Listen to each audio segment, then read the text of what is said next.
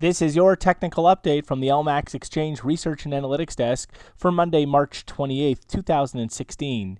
Euro dollar. So the euro has come back under pressure in recent trade following an impressive rally up towards the 2016 high at 113.77, but gains have so far stalled out ahead of that 2016 peak in favor of this latest pullback. At this point, we're kind of in the middle of a choppy consolidation, and a breakback below 110.58 or above the yearly high at 13.77 will be required for clear directional insight.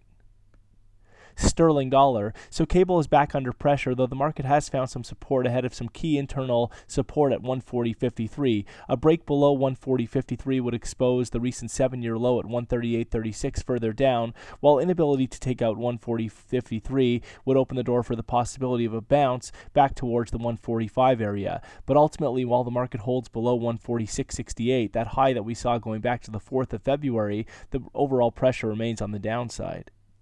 Dollar yen. So dollar yen has seen some impressive gains in recent trade out from those recent multi-month lows at 110.67, though ultimately while the market holds below some key resistance at the 115 area, the overall pressure remains on the downside. So although we've seen some gains in recent trade, there is still risk for the market to stall out and roll over again while it holds below 115. Euro Swiss. So Euro Swiss continues to consolidate on a multi-week basis and a multi-month basis, though overall the recovery structure remains intact here, with the market favored to put in a higher low ahead of the next major upside extension beyond 112 and towards the 115 area further up. At this point, only a weekly close back below 107.15, which is the multi-week range low, would compromise this constructive outlook.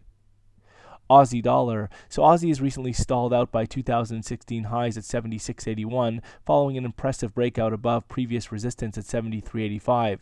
At this point, while the market holds above 73.85, there is still risk for a higher low and fresh upside beyond 76.81 towards the next key medium-term resistance at 78.50 further up. At this point, only a close back below 73.85 would put the pressure back on the downside. Dollar CAD. So dollar CAD has seen the market bounce over the past several sessions, and this could suggest that the market is finally prepared for a resumption of the broader uptrend, but will require a break back above recent highs at 134.06 to take the immediate pressure off the downside and avoid a retest of that critical October 2015 base at 28.32 further down. Kiwi dollar. So overall, Kiwi continues to be very well capped into rallies towards 69, which offers itself as formidable resistance. At this point, a break back above 69 would be required to force a meaningful shift in the structure, while inability to do so will continue to keep the pressure on the downside. Key support for this market comes in at 65.46, below which exposes more critical medium-term support at 63.47 further down, which also happens to be the 2016 low.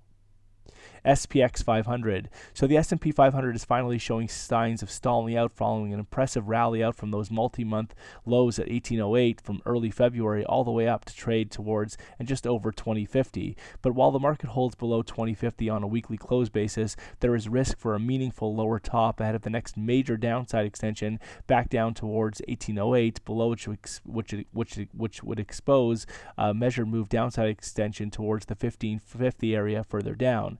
At this point, again, only a close on a weekly basis above 2050 would compromise this outlook, while a break back below 2000 would accelerate declines.